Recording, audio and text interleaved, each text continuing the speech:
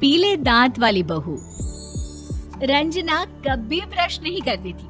उसे कितनी बार उसके माँ बाप ने डांटा, लेकिन उसका कोई असर उस पर होता ही नहीं था, जिस कारण से उसके दांत पीले पीले हो जाते हैं। शादी के बाद अरे बहू, वैसे तो तुझ में कोई कमी नहीं है, पर तेरे दांत इतने पीले कैसे हैं बेटा?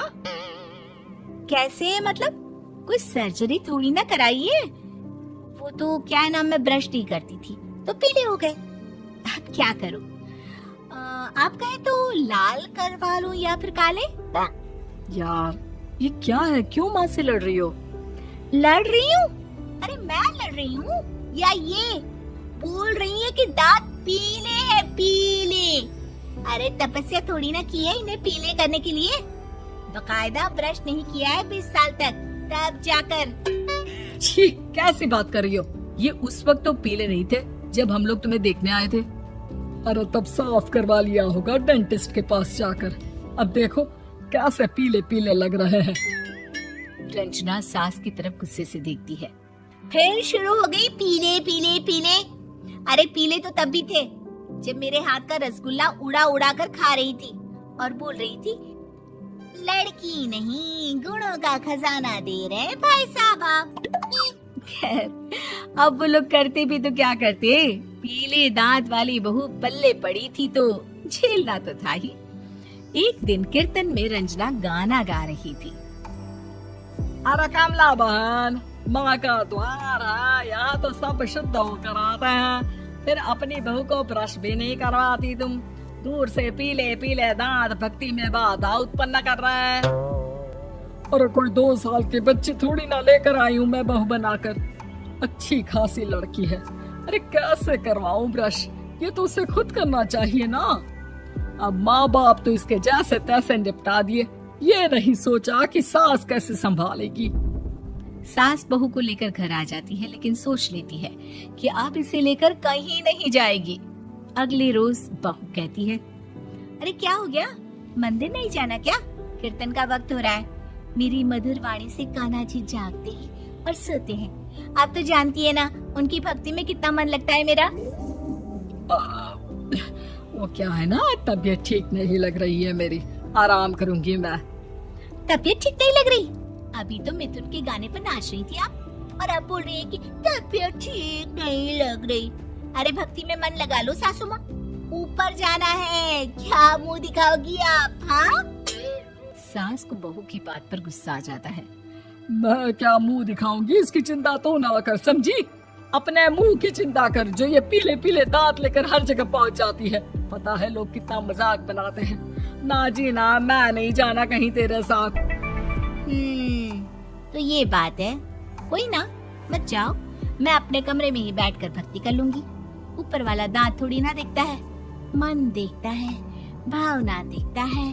और अरे बस बस, तू सब कुछ दिखा, बस ये सफेद चमकदार दांत ना दिखाना किसी को, है?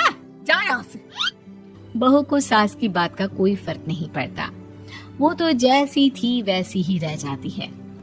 सुबह नहाकर किचन में खाना बनाना, फिर खाना खाना, कीर्तन भजन करना और सो जाना। एक दिन, माँ जी मैं सहेली के घर जा रही हूँ, शाम को लेट आऊंगी। हाँ हाँ तो जाना, मैंने कौन सा तेरी आरती करनी है घर पर बैठकर।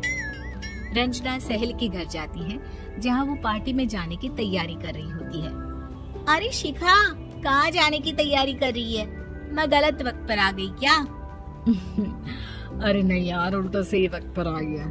मैंने ये साड़ी और ज्वेलरी निकाली है यार, शाम को इनके ऑफिस की एक पार्टी में जाना है। बताना कैसा लग रहा है ये सब? नहीं यार, इस ड्रेस के साथ तो वो वाली ज्वेलरी अच्छी लगेगी। हाँ हाँ सही बोल रही है, मैंने ध्यान ही नहीं दिया। वैसे तो हमेशा से मस्त फैशन सेंस रखती है। तो बड़ा जाती होगी ना पति के साथ पार्टी में। रंजना कुछ नहीं बोलती, बस सोचती है कि यार काश ये बात सही हो जाती। पर मैं क्यों नहीं जाती पार्टी में? क्या इन लोगों की कोई पार्टी होती नहीं होगी? रंजना घर आती है और रात में पति से सवाल करती है, एक बात बताइए, आप मुझे किसी पार्टी में क्यों नहीं ले जाते? क्या आपके यहाँ ऑफिस में पार्टी नहीं होती? पति बेचारा क्या कहता कि दांत पीले हैं तुम्हारे इसलिए। अरे कोई पार्टी होती नहीं हम लोगों के ऑफिस में, तो कहाँ से लेकर जाऊं? और मार्केट, मॉल, कहीं वीकेंड घूमना, कहीं तो। अरे यार, सारे हफ्ते में एक छुट्टी मिलती है, तो सोचता हूँ कि आराम ही कर लूं। क्यों? रंजना मन मार के रह जाती है। पहले कभी सास के साथ मंदिर जाया करती थी, लेकिन वो भी सास ने ले जाना बंद कर दिया। घर बैठी बैठी रंजना बोर हो जाती है। तभी उसे आइडिया आता है और वो मायके जाने का सोचती है। सासू माँ, 2 दिनों के लिए मम्मी के घर जा रही हूँ। अच्छा अच्छा, ठीक है, आराम से जा। और हाँ, माँ से कुछ अच्छी आदत सीख कर आना कि कैसे शरीर के हर भाग की तरह दांतों की सफाई भी जरूरी होती है, समझी? शुरू हो गई ना आप। वो लोग आपकी तरह नहीं है कि छोटी छोटी बात का बतंगड़ बना दे। उन लोगों के लिए मैं मायने रखती हूँ, ना कि मेरे पीले पीले दांत। रंजना माँ को बिना बताए उन लोगों को सरप्राइज देती है, लेकिन जैसे ही वो दरवाजे पर पहुंचती है, अंदर देखती है कि घर वाले कहीं जा रहे होते हैं। अब माँ, काश रंजना दीदी के दांतों वाली प्रॉब्लम नहीं होती, तो वो भी हम लोगों के साथ चलती ना बुआ जी की बेटी की शादी में।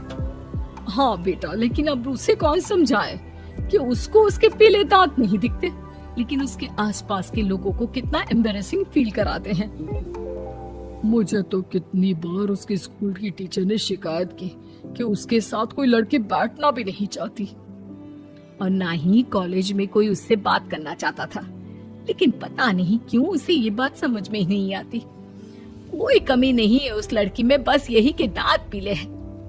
वो तो भला हो जीजा जी और उनकी माँ का, जो दीदी को जैसी है वैसे ही रखा हुआ है। रंजना को अपने घर वालों की बात सुनकर बहुत दुख होता है।